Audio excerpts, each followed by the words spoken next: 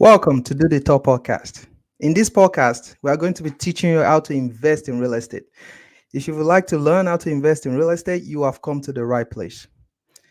My name is Ibrahim. I am your host, and my co host is Ahmed Lawal. We are committed to make real estate investment seamless as much as possible. Keep in mind, this is not a get rich quick scheme.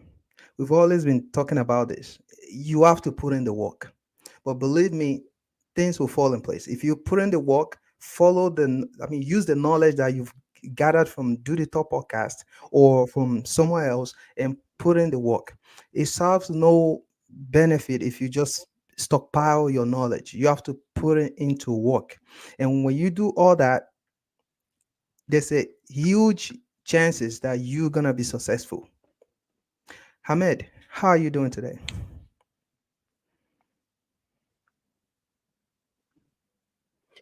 Ibrahim, and happy to be here again. It's another Friday. Absolutely, All right. Do the Talk is, your favorite podcast that teaches you how to invest in real estate and making sure that your investment is profitable. A lot of people that start real estate investing will quit in the first year just because what they think it is not always what it is. But if you follow the footstep of the people that have done it, that are making huge wave in there, and it's being profitable for them, you will be successful. So that is why we make it our weekly dose to come here and educate people and tell you guys what we have done and what we have learned.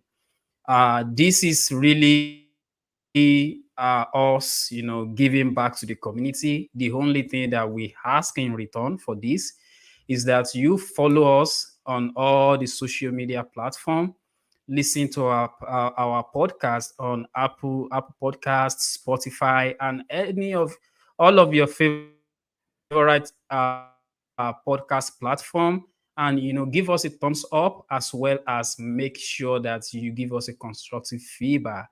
We are open to your feedback. Honestly, you will take that lightly, but yes, honestly, we are asking that you give us feedback, right?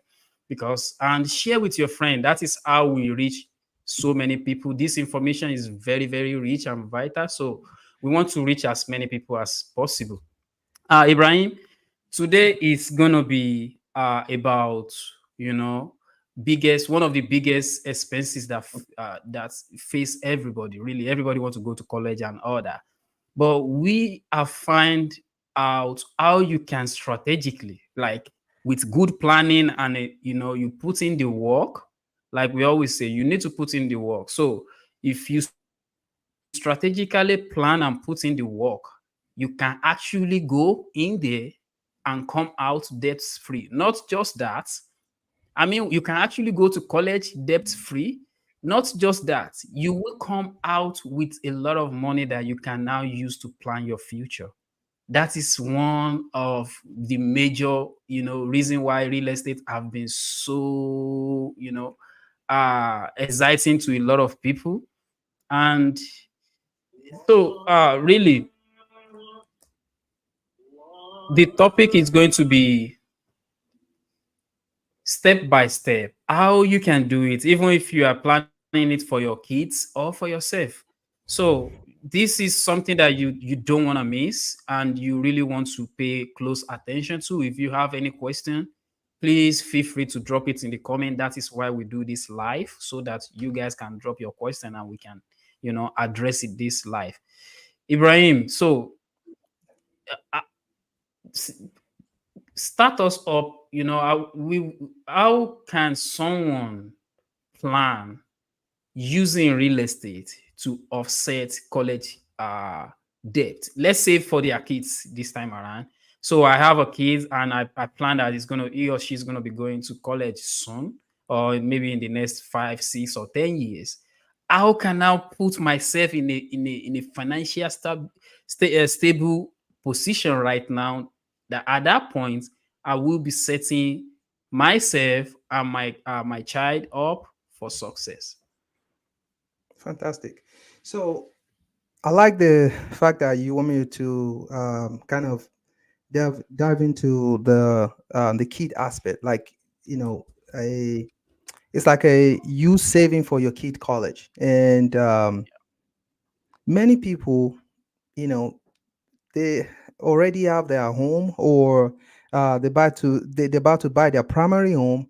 And it comes, what they always think about is how to fund their kids college. It's one of like a family kind of plan, where the father, the mother, they sit together and talk about how they can ensure that when their kids are ready, or their kid is ready to go to college, he or she is gonna be financially there'll be financial ease, where the kid does not have to do, a lot of work or overtime, or be begging for grant, or financial aid from the Yeah. government, which is not guaranteed. So parents, they always have this concern. And because of that, there are a lot of programs out there, and many parents, they are looking into like putting money into like some insurance, or like a savings program for their kids and all that, so that when that kids get to that age where he or she can go to college, they can pull that money and use that money to fund the college expenses. If you look at that idea, it's a good idea. But today we try to let you guys know that there is a better idea, like a better strategy, where it's gonna fund the kid college. It's gonna kind of empower the kid to understand that real estate, how to understand how powerful real estate is gonna help the family to some extent, like stabilizing the financial burden in the family. It's gonna help um, like help pave way for the kids to succeed in real estate investment, especially for some parents that you have that in mind, that you want your kid to be business oriented and all that. Now let me go straight to the main the main reason why we want no the main focus on this today's topic. So the focus here is that we want you to know that your kid, you can fund your kid, you can also do business. So and at the same time, it won't affect your kid, your plan to pay your kids school fees. So I'll start by saying this. Let's say you want to send your kid to IU Bloomington. I mean, theoretically, let's say IU Bloomington is where your kid is going, or IUPUI in downtown. Okay, so if it's IUPUI in downtown, and you have a plan to save money for your kid when he or she is ready, all you have to do with real estate investment is that you buy a property. Let's say the kid is 5 years old, 6 years old, 7 years old, 8 years old, up to like 10 years old. It's still gonna work. Buy property. In fact, up to 17 years old, or even 18 years, when the kid is going to college, it's still going to work. Buy a property in that area as a parent. When you buy that property, of course, maybe with FHA loan, conventional loan, DSCR loan, there are different loan package. Whatever works for you. Today, we are not focusing on what Yeah. kind of loan you have to do. All we are trying to explain is the major benefit and how you can do it. So get a conventional loan, DSCR, whatever loan works for you. Buy a property in that area close to the IU, maybe in downtown or Bloomington. I'm gonna use Bloomington in this one. So buy a property in Bloomington. When you buy that property in Bloomington, try to get tenant. Let's assume you don't live in Bloomington. You live in Indianapolis here. Now, how can you get tenant and manage it yourself? It might be a little stressful because you don't live in Bloomington. What you need to do is to get a property manager in Bloomington. When you get a property manager in Bloomington, you lease that house to someone, preferably student in Bloomington. It can be anybody, but I say student just because you want to kind of understand how um, you know the student, the character, the lease, the way they they turn around, the like how quickly you get a tenant and all that. You're trying to learn all the process so that when your kid is ready to go to that college, you can educate your kid that, okay, this is what you do, this is how you do it. Because we all know that there's always pros and cons in every business. So you want to know all the cons so that when your kid takes over the business, he or she will be good to go. So, and there's no better way to do it than to allow a tenant that you know your kid will probably, like I chance, will probably have to deal with them. You deal with them first. So in this case, try to get a student or students, because you might get like 3 bedroom, 4 bedrooms. It's up to you, whatever works for you. Put those students there. I'll recommend at least 3 bedrooms. So put those students there, get a property manager, try to be engaged into the whole thing. Don't just put a property manager and forget about the property. No, you want to learn how to do it while the property manager is taking all the, the big stuff. Like if something happened, they call him first. But when they call you, make some assessment. Try to see what is going on. Don't just say, "Oh, I'll give you money, fix it. Don't call me again." No, don't do that. So, and once in a while, check on the property manager, try to see if they need anything or if there's any concern. And so when you're doing all that, you getting to know how the student behave, and what is the turnover rate, what is the vacancy rate, what is the headache and all that stuff that they're giving the property manager. Try to be engaged and know what's going on. Now, when you do that for, let's say, for 5, 6, or 10 years, what's going to happen is you are making cash flow every year for 10 years before the kid even get to that IU in Bloomington. Now, you have tax benefit for the 10 years before the kid get to that Bloomington. Another thing is you are building equity for 10 years before the kid even get to IU Bloomington. Now, when your kid is ready to go to IU Bloomington, you kind of educate them. Let them know how you got the loan. Let them know what you've been doing to maintain and sustain the investment. After you educate them on that, we recommend you've been doing it not until they want to go IU anyway. Like you've been doing it, you've been educating them, carry them along, let them know, because you want to pass this business to them, because he or she will go to IU Bloomington and he or she will potentially take over the business. So when you educate them out along the line, they know what's going on. When that kid get admission to IU Bloomington, now he or she's in IU Bloomington, guess what? You used to have 3, 4 tenants. Now you have to, if a tenant leave, you terminate, or no, so you don't renew agreement with a tenant. Maybe it's the mass, the owner suite, or maybe it's the biggest room or anything. Or depending on your kids, some kid may say, no, I don't even want the big room, I just need one room. I just need one room and I'm fine. So whatever the agreement is, leave one room for your child. Your child will stay in one room. The other rooms will still be occupied by student. Or if the rooms are empty, teach your child how you've been managing to fill the property.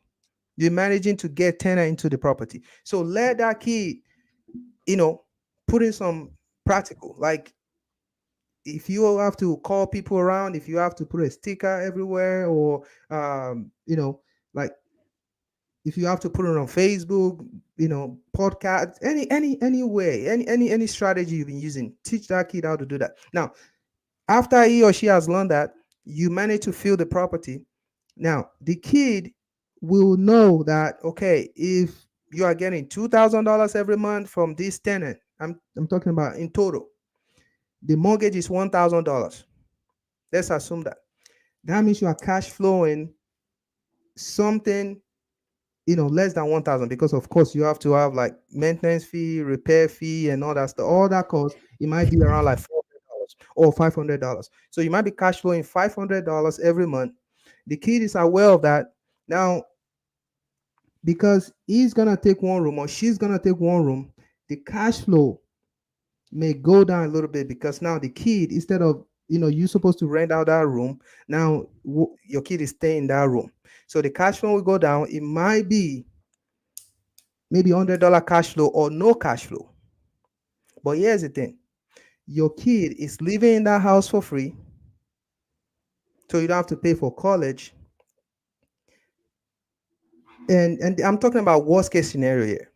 Honestly, if it's a good case scenario, you're still gonna be cash flowing some money. It might be a little amount of money because that room that you're supposed to lease out, your kid is taking, is in that room. So maybe your cash flow may be 200, 300, 400, depending on how the deal is looking like from start. Okay, so that kid will understand that, okay, now he or she is getting so amount of money every month, in a situation where you negotiated a good deal and it's cash flowing well. It's getting some amount of money. Some college fee, like, they want to buy some minor stuff like food, like um some books, like minor stuff. The kids can use that money to fund that, because you have to realize you've paid your mortgage, you've paid your bills, like, electrical bill, water bill, they pay all that stuff, and you still getting $200, $300. That's a good amount of money, considering the fact that your kid is not paying for tuition. I mean, sorry, paying for rent out of pocket. Your kid owns, or you owns the equity. It's a tax benefit for the family, and he or she still getting 200, $300 every month. Now, he or she, if you guys do that for 4 years until the kid graduate from that school, um, then if you like, you can sell the house, you can refinance. Actually, I don't suppose selling the house, but these are all the options that are on the table. You and your family will have to pick one of them. But I recommend you still keep the property for, maybe the next kid, or you know for just lease it out. Or you can sell it and do 1039 exchange and go to another location and use that money. So 1039 is, it's like you apply to IRS and tell them, okay, I know I'm supposed to pay tax on this property. I know this is an investment property, but I need this money to grow my business. I need this money to continue my investment. Guess what? The government wants you to invest. So they're not trying to break your investment. All you have to do is to apply to them and say, yes, I'm going to keep this same investment because I want to grow this business. They know that's a tax, it's a tax, what do you call it? It's a way to continue their taxation on your business. If the business dies like that, they're just going to take one time money and that's it. But they want continuation. So you apply with 1099, I mean 1031 exchange, then you use that money to go to another location and buy same property, like something similar. You cannot have 3 bedrooms now with 1031. Now you're going for duplex. You cannot do that. It has to be close to what you have before. So anyway, when you buy that property, then you can continue the business. Let's say your kid wants to do masters in another city. You can do 1031, but after selling the house and go to the other city, your kid will continue to benefit from this real estate. Now, at the end of the day, why would you have to go through all that, like selling, buying? These are the reason. If you sell that house, first of all, you're going to have a lot of equity, because in Indiana, typically before the 2019, 2020, 2021, 2022, we see appreciation of between 4 to 8%. But since 2019, 2020, 2021, 2022, it went up like dramatically. Like it went up to like 10% to 18%, depending on which area. So the appreciation has been crazy. And now it's not crazy anymore, honestly, just because of the interest rate. But a lot of people have stockpiled, like we have a lot of equity on our property, starting from 2019 down to now. It's a lot of equity already, a lot of people benefiting from that. So COVID it was just, it came with a lot of, with the bad and good side of it. You know what I mean? So anyway, my point here is that when you sell that house, you have equity, you make money from it. Or if you refinance that house, you can cash out the money and use that money to fund your kid, um maybe continue education expenses, maybe to stabilize the family. Guess what? When you refinance, the house is still there. You use the equity to, scale up. It's just gonna boost your child, or children. It's gonna boost their morale. It's gonna help them understand that real estate, how powerful real estate is, because you're getting money from something for 3 years before the kid go to that school. You've been doing tax, you've been getting tax advantage for 10 years before your child go to that school. When your child gets into the school, because you have negotiated good rate from start and you have negotiated good investment property, your child will live in the house for free. Your child will cash flow two, three, $500 a month, depending on how good is the deal. Your child will use that money to buy like little stuff in school, like food, books, and other stuff.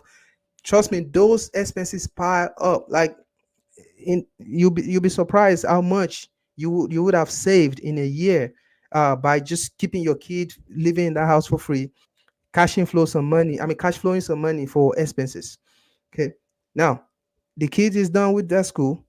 You refinance the house, you cash out some money, and use that money to reinvest in another location, because your child is about to go for master's education, or continue his or her education. You have that money. Keep in mind, your that house is still there.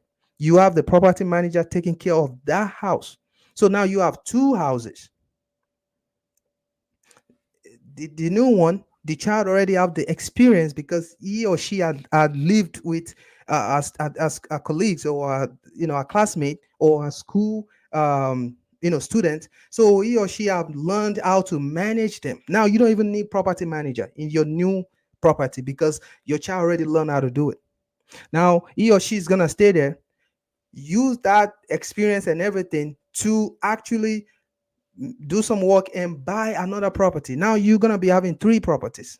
I mean, we can say that is for the child, but in this podcast, we are making it, we're looking at it as a family, as a whole. You're, you started a business as a parent, and your kid's picking it up. Before you know it, you'll be surprised. Your child will own multiple properties just because he or she has seen the power of real estate.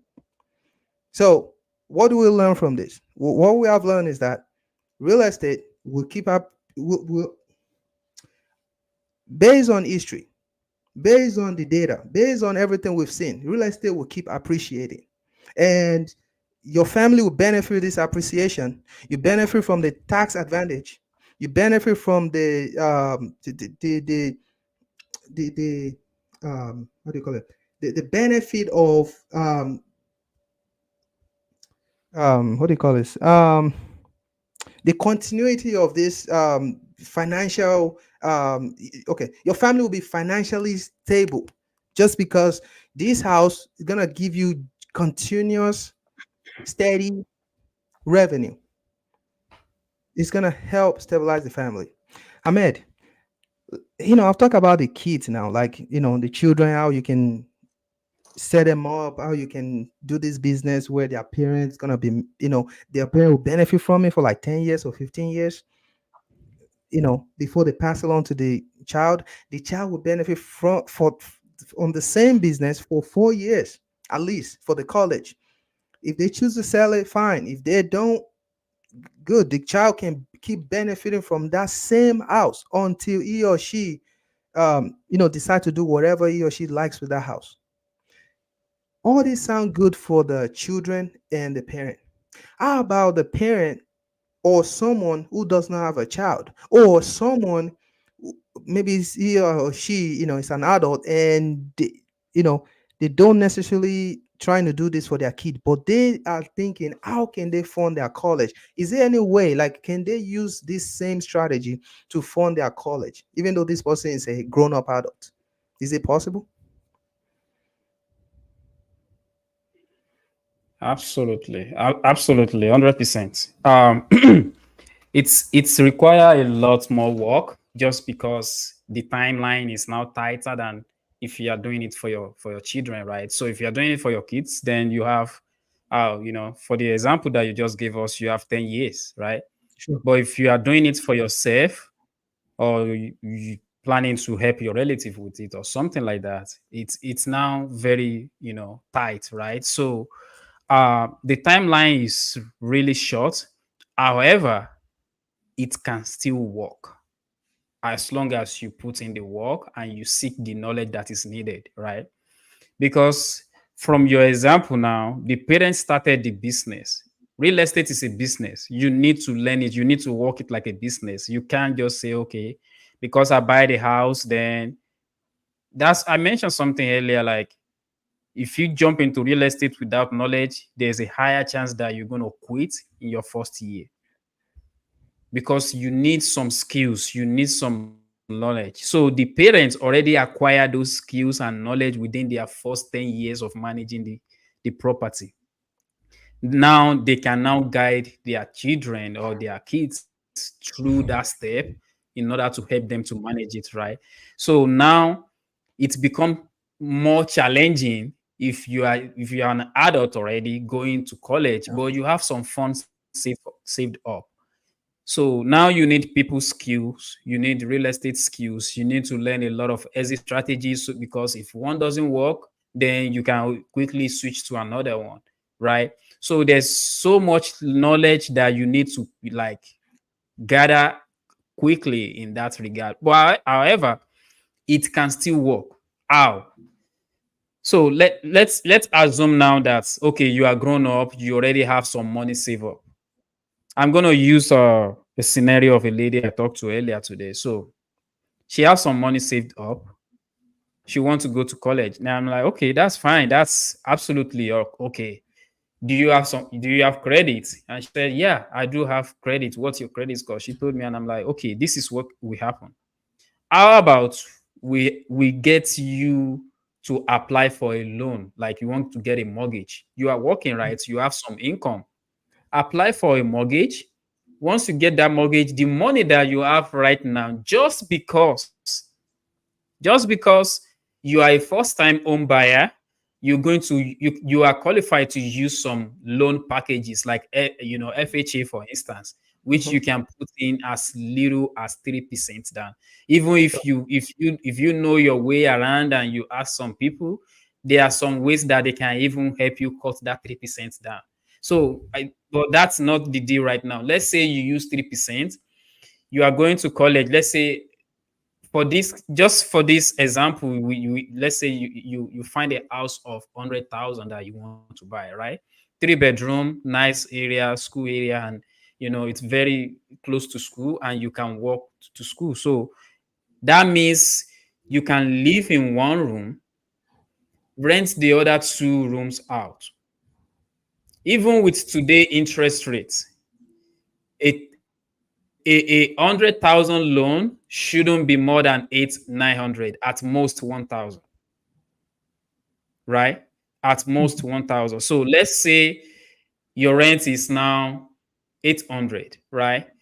You have 2 rooms left in the house, 3 bedroom, 2 baths. You are using 1 bed and 1 bath, and you are now leasing out the other 2 rooms and the other bath. Living room is a common area, right? 1 bedroom in any school area right now cannot be less than 1,000 from my experience.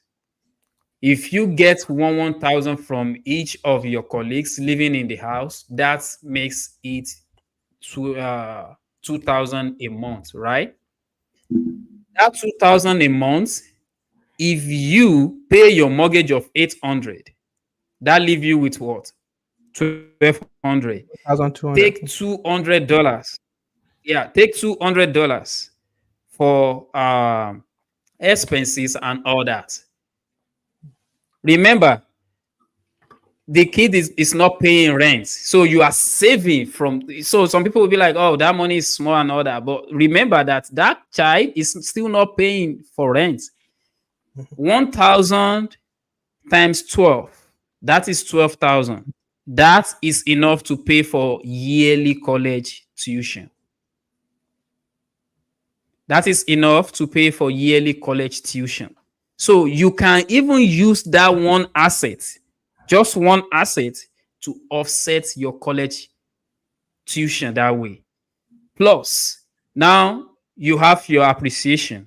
That house is appreciating in value. On average, in United States, a house appreciates by 3.2 of its value every year.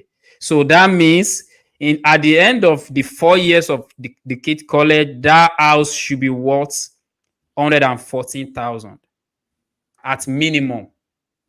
114,000. Let's say he or she paid off 20,000 out of the loan that he or she got in the first place. So now the mortgage on the house is 80,000. This is, guys, this is not a perfect number. It's just a rough estimate, just to put things in perspective, right? So now you have 80,000 left on that house, and the house is worth 114, right? That is 34,000 equity in that house. Is it 34? Yeah, 34,000 equity. This single house save you, because if you don't have this house, right, you will be paying $1,000 to another landlord somewhere monthly just to live in their property as well. So for that 4 years, that house saved the person 48,000 living expenses, just living expenses, right?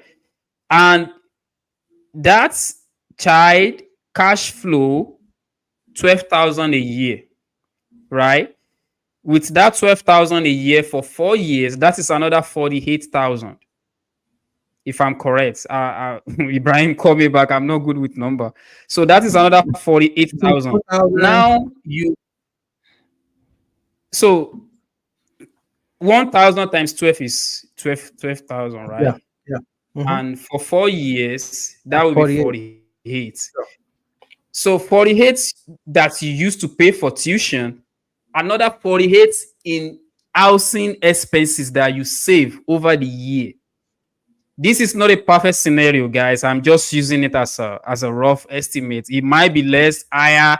Other expenses might come in, repairs and all that. But if let's say everything is perfect in a perfect world, now you just save yourself the college tuition and living expenses of 96,000 just by buying one asset.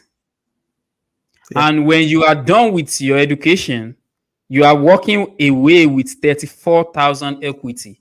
Tell me another investment class that will be that good.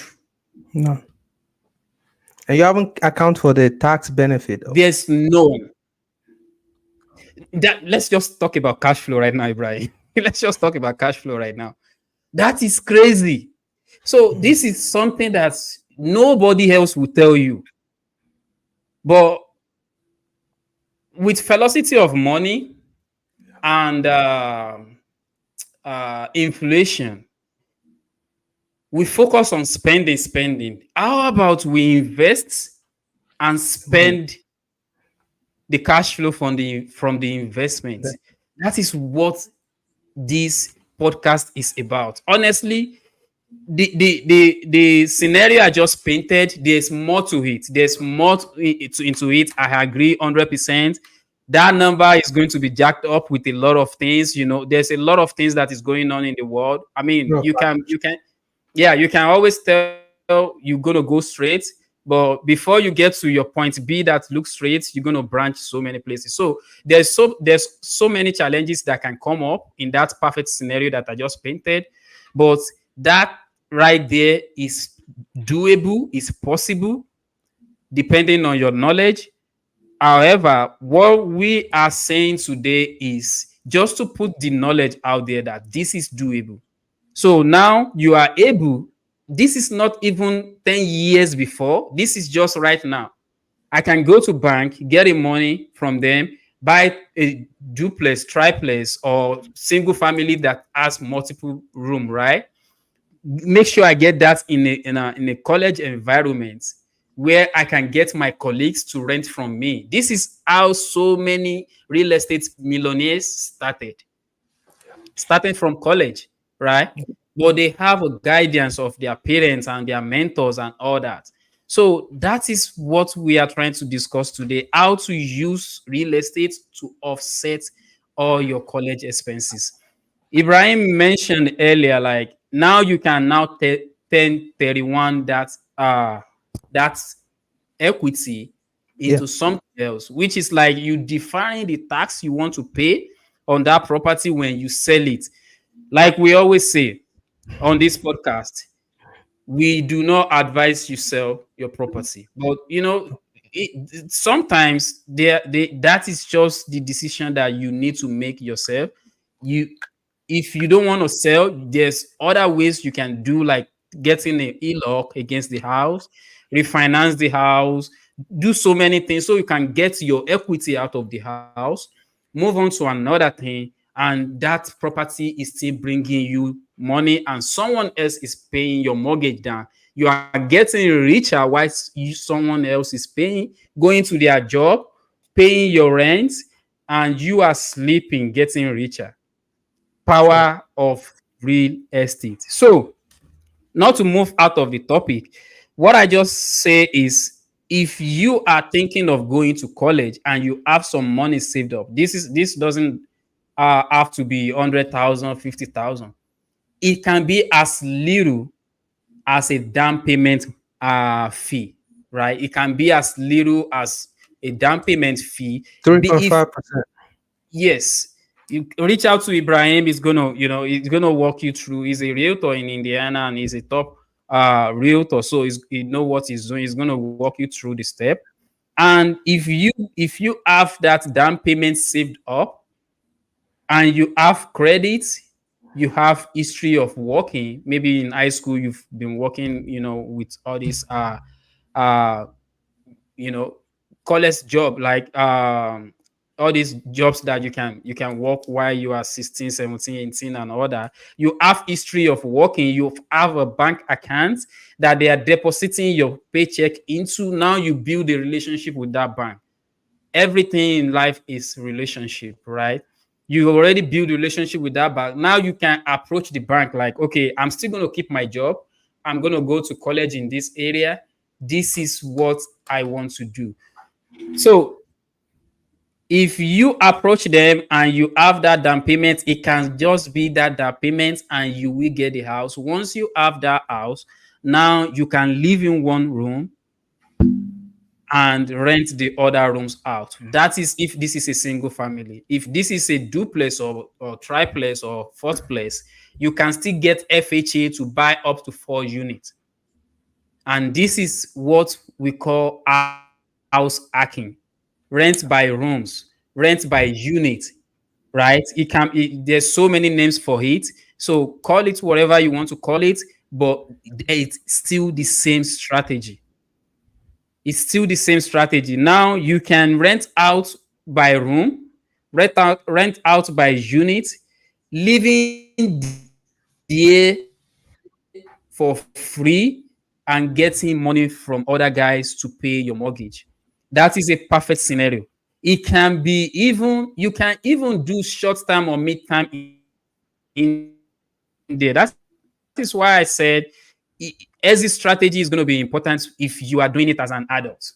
Maybe you don't want to be living with your college colleagues. Who knows, right? You don't want them to be there. You can furnish the house up, rent it to professional travelers, people that travel for short time, people that healthcare professionals, all these professionals that travel for short time. You can go back and watch our midterm renter that we did like a week or two ago, if I remember correctly.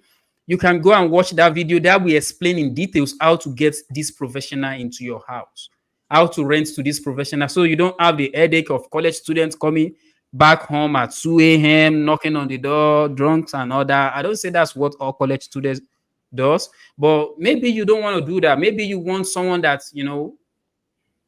are just professionals that are not going to destroy your house or do anything like that. That is doable as well. It might require some upfront cost because now you have to furnish the house. But if you get them in there, you can cash flow more. That is the optic. So if you can, do the upfront cost, furnish the house, you can get more cash flow, and that can be used to pay for your college. Now you are living in that house for free. Then you can now, and see if that can be eliminated. All you have to cater for is your food and transport fare throughout your years in the college.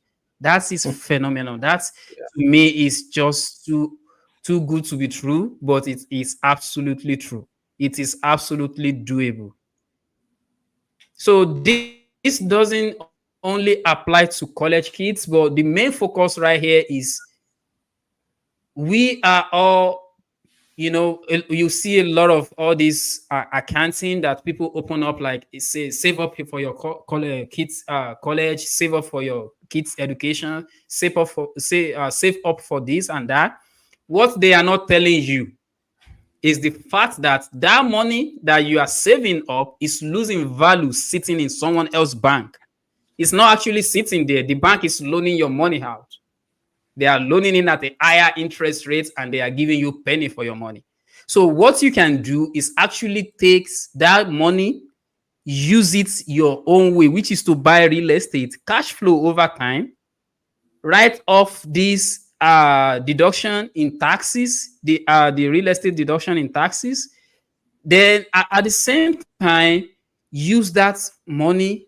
You can, I mean, Ibrahim, the entire 10 years that the parents are waiting, your scenario earlier, that money can even be saved up to buy another real estate in that school before the kids get there. Yep. That is one thing that I'm thinking in my head. Like, if I don't need that money, I already throw that money towards my college education already, right? So I can even just collect the rent over there and don't touch it, and save up that money and buy another house in that college town. It doesn't Yes. have to be the college town, but I'm only saying that just to make it, more interesting, get you thinking. So I cannot emphasize this enough. Real estate is just so uh how can I say this? So So real interesting. estate, yeah, real estate is full of Go ahead. endless possibilities. Yeah, Real estate is absolutely. full of endless possibilities. So I like what you just emphasized on. Like you can actually use that money to expand the business before even Yeah, your child get into that college. yeah, So honestly, it's very interesting. So you have tax benefit. Your house is appreciating. Your child will stay in that house for free. Plus, getting some cash flow. You are building your child. Um, you are teaching them how to tolerate delay gratification. It is not yeah, easy when somebody sees an opportunity to make 50,000 at once versus when that person also have the opportunity to make $500 every week. Many kids or many children, if they don't have that tolerance for delayed gratification, they will jump into that 50,000. But when you are getting $500 steadily, even every month, even if it's every month, steadily $500 for life, it it has way more benefit than getting 50 grand at once.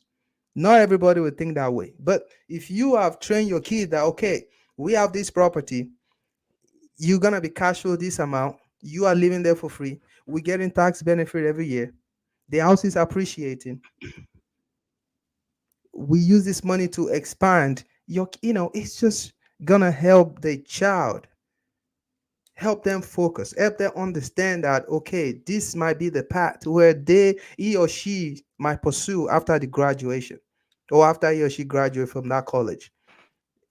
And it's no surprise when you see that same kid telling you that, hey, dad, we have to sell this property. And you'll be surprised. They know about 1031 exchange. A child can easily Google and make research about how to actually expand that business even more than you will ever believe.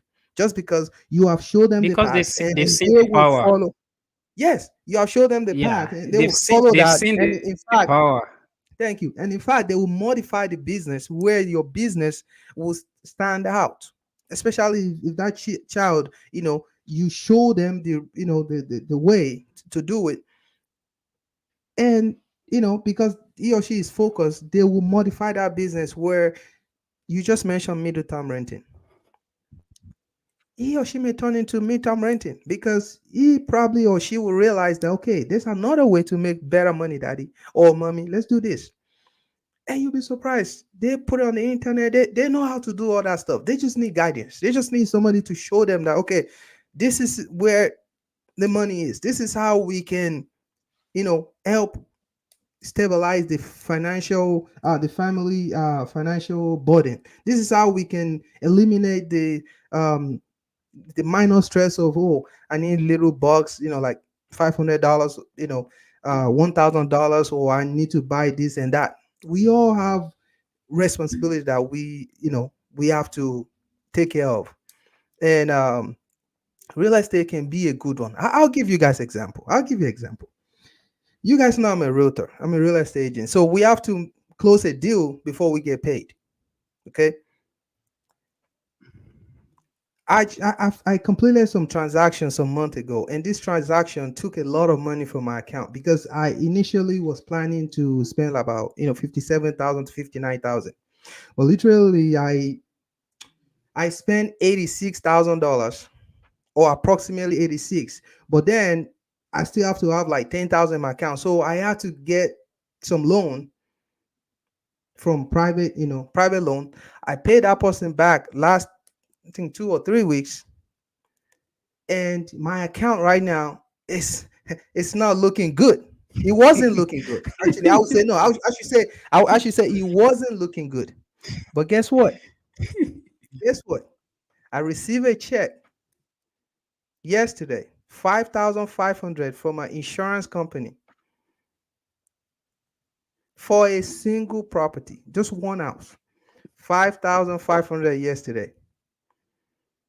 Why? Wow. Because I'm hosting their customer for a month. It's a furnished property. So this is called middle term renting. The one Ahmed is talking about. It was talking about. So I got 5,500. Now my account is smiling because now I have something to leverage on. Imagine I don't have that Yep. property. Imagine I'm just doing my job. I don't have that property. You know, that means I'm broke until I close a house. I mean, I can't control. Sometimes deals fall off. Sometimes how it is, Ahmed. Sometimes you think everything's gonna be Yep. nice. You go to the south and all that. My point here is that real estate, honestly, it has endless possibility. You know, as I'm talking to you, there's another property that I'm working with, like a third party, to secure another deal with an insurance company. If that one works out again, nothing less than another 4,000 will come in again for another single property. Imagine every month if it's coming like that. So what Yep. we are saying here is that we're not saying you guys shouldn't do, like, have, like, diversify your investment, like have some insurance or this or that. But we want you to consider real estate first, because you'll be surprised. You know one thing, I want to break you guys, I want to break your bubble. Do you guys know that all this stock that you put in your money, like S&P 500, all those people, REIT, Apple, and all those people, do you guys know they have real estate? Are you guys aware of that? You buy Medano stock, you buy all those stock. Do you guys know that their big source is real estate? Do you guys know that? Let me bust one of your bubble again. Do you know Yep. that Amazon? Amazon make a lot of billions from their product, but the bedrock for Amazon and like McDonald's and all those people is their real estate. Because let me give you a little example. Let's say Amazon, a warehouse, a single warehouse. Let's say they have a entire product. They have $1 million. Example, the real estate, they build the house. Let's say they build it for 500,000. This is just an example. So that means they have a product for 1 million. They build the house for 500,000. Okay. Now, because they have the product for 1 million, of course they're not gonna sell it for 1 million, because the old product, when they ship it in, is 1 million. Now, let's say they sold everything for 5 million. Okay. Now, what's gonna happen is Amazon will approach the bank and say, okay, guys, I have a property. It's generating $5 million every year. Now, the bank will not assess the house for 500,000. The warehouse, they would not assess for 500, because the warehouse is generating 5 millions every year. So technically, the 500,000 has gone up. I mean, the building of 500,000 has gone up to something else. Maybe 2 million, maybe 2.5 million, or 3 million, or 4 million, or 5 million. I don't know. The appraiser will let you know that. Then they will let you know what that number will look like. But clearly, the house, because it's a commercial property, it's an investment what do you call it, investment property. They will assess it based on what is coming into that entity. And the house now, it's worth more than 500 million. I mean, 500 million, just because 5 million. it's making a lot of, I mean, 5 million, sorry, because it's making a lot of money. So now they will refinance. When they refinance, they cash out big money again. They build another warehouse. They put in products. After they sell for 1 or 2 years, they refinance that same property again. So these guys have money, don't get me wrong, but they rather use debt, because when they use their real money, their real cash, they're going to pay taxes. So they avoid that. They always avoid that. All of them. That's why you see, oh, they say Amazon don't pay tax. Amazon cannot come outside and say, I don't pay tax. No, they have to use strategy. You cannot just say, I don't want to pay tax. You'll be in trouble. So what they do is to use strategy. That way they don't pay tax. And we all say, oh, these don't pay tax. Believe me, many people don't pay tax too. But the reason why you hear about other people and others is because they are the big ones. It's a big company. People expect them to pay tax, but there are strategies that you can put in place in real estate, and one of the biggest one is debt. I know we all are afraid of debt. Oh, if I get debt, I can pay it. No, if you know how debt works, you can use debt to your advantage, and you will not pay tax. So, all these rich guys, so Microsoft, Apple, all of them, they borrow money. They have their money, but they will not use that. They will borrow money, and you make money from that money, because you don't pay tax on debt. You pay tax on your own actual money. So they do that. It's a cycle. They borrow money. They use their product. That's why when the stock goes up, a company can go out there and borrow money again towards the stock. Even though they have billions in their account, they won't do that. They won't use that. They will use that money they borrow, invest in another place. All these are the same strategy you can use as a parent. Use that to pay your college tuition. You have the same house, you sell that same house, you move to another location. No, sorry, you refinance that house.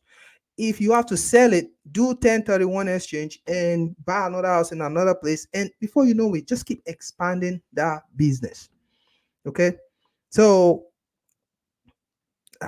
I probably would not recommend anybody selling a house, because the one I did, I don't want. We all have that experience. I sold my house, but then it was Yeah. like, it's like I have no choice. You definitely gonna regret it. Yeah, Yeah. but mine, I have no choice, because I have to sell it, because in that area you can't rent. So it's one of the things you have to, you get a real estate agent, get somebody who knows about that area, make sure you can rent in that area, and invest in this real estate. And believe me, there are a lot of advantages. Taxes, appreciation, cash flow, um, it helps stabilize the family, financial, burden. It helps, teach your kid how to tolerate delayed gratification, how to understand that, money comes um, by knowing and putting the knowledge into practice. You knowing it, reading it from YouTube, Facebook, from Do the Talk without putting it into practice, it's nothing. You keep telling every one of you. Absolutely. You've been watching this. You've heard this before. I mean, some of these things you've heard it before. It's not new to you. But why don't you put it into practice? Oh, because I'm not sure. Oh, I'm nervous. Oh, I have this. Oh, I can't do it all alone. Oh, it's scary. Oh, is that? Talk to people. I made this right there. Give me a call. Hey, please, Mr. Ahmed. I want to do this. I don't know how to start. What can I do? Where can I get started from? Do you know somebody who's gonna help me manage this property? Do you know somebody who's gonna all that is just minor issue. Honestly, they're all just minor issue. And when you're talking about managing and all that, Ahmed will hook you up. They don't have to worry about that. Just give a call, and I'm sure you've taken a step towards the solution of all your worries concerning real estate. Ahmed, so what do you now say about, like, I want to start, for example, let's say I'm the person I want to start. um of course, I'm thinking if I should call you first, or because of the interest rate, I'm not sure what I'm gonna do. I guess my question here is that, do you think people should be concerned about this interest rate so much, or they should just like put in action and just trying to find something that will work for them, or they have to wait until this rate goes down? I mean, nobody know when it's going to go down, but my question is that, is there still deal? Can there still do deal? That's my question. Absolutely. A simple answer to that is yes.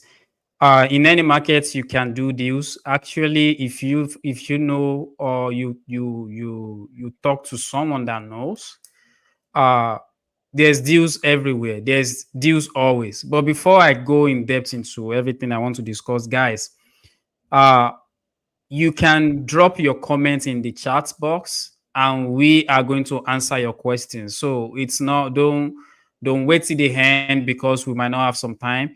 Make sure you ask your question, drop it in the chat box, and we will answer your question to the best of our knowledge. So let me answer the question real quick. So in any market, really, Ibrahim, there is a deal. All you Yeah. need to do is to talk to your local realtors. Talk to your local realtors, let them guide you. When I say local realtors, make sure, because now you are trying to invest, make sure your agent is investor friendly. Yeah. I'm not talking about agents that just list house or that can help you purchase a house on the market. Investor friendly agents know about off market, on market, wholesaling. So all this knowledge pile up, and they will be able to advise you the right way to go. So if I like tonight, I'm gonna be staying with Ibrahim for a minute after this podcast because I want his help on something, right? So he is an investor friendly agent. He invests himself. So if you want to purchase anything, the best way to know if you are talking to the right person is to actually ask if that person is doing it. You want to send me an insurance policy. How many of the insurance policy do you own? You don't own anything. So why should I? You want me to buy a house, but you don't own any house. Why should I? So there's no reason, right? So don't blindly follow any real estate agent. Talk to investor friendly agents. That is one. Another point I want to bring out, you mentioned something about debt earlier, and I just want to point this out because I think it's a perfect time to put it out there. Once you spend your money, apart from paying tax, it's gone. It's gone. It's not coming back. Once you spend your own money, apart from the fact that you are paying tax from it, it's gone. But once you use debt, listen to this. If you use debt, you are not paying tax and you are going to be making money off of that debt. See how critical those two are. You spend your money, you pay tax, and the money is gone. It's not yours anymore. Now you are using debt. You are making money off that debt, and you are not paying tax. Sure. Which one will you rather do? I'm just going to put it out there. I'm not going to make any decision for you. But I'm saying that just so you know that some things that we are told is wrong is not actually wrong. Just because you don't know how to use it doesn't make it wrong. So I'm going to say that. And another thing is about knowledge. Or, okay, I don't want to do this, or I don't know how to do this. If you actually care and you want to do something, you will find a way. But if you don't want to do it, you will find an excuse. And each time you don't want to do it, guess what? You're going to be winning over your excuse because you don't want to do it anyways. Right? So one thing is make up your mind first and make sure you find a way. There is a solution to any problem on this planet Earth. I can promise you that. If you don't know it, you don't know it, but there's a solution somewhere laying down. The other thing is you talk about property management. Please and please, we all need to look at property manager or property management as a whole a different way.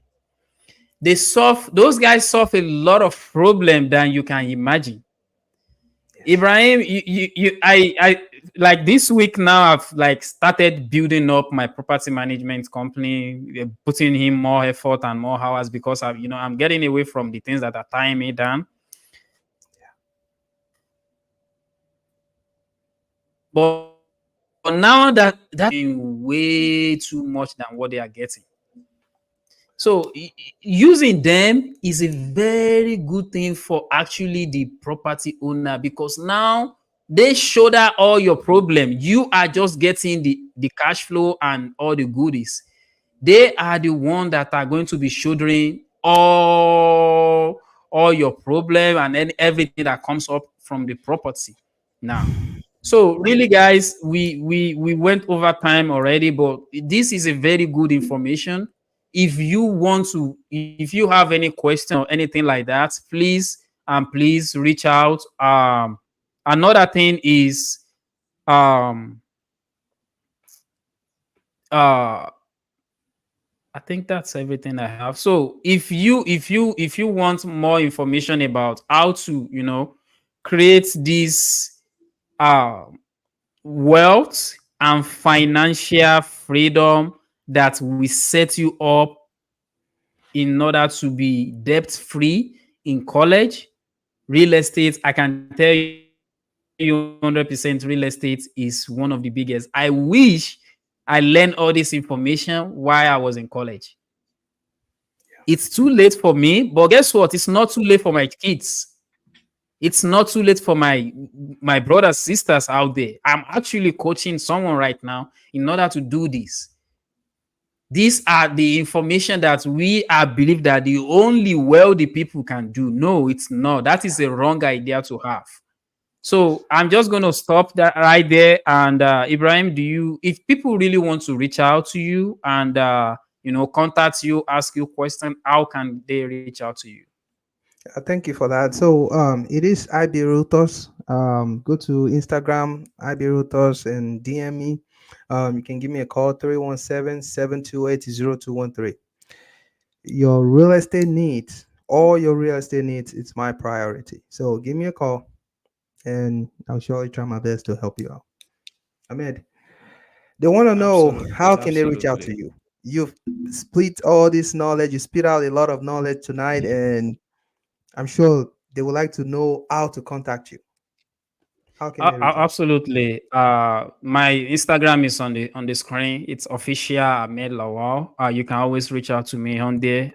I have another Instagram account, but this one in particular is the one I use to, you know, um, you are the boss. So it's the one that I actually use to answer anything related to real estate. I can answer you anywhere.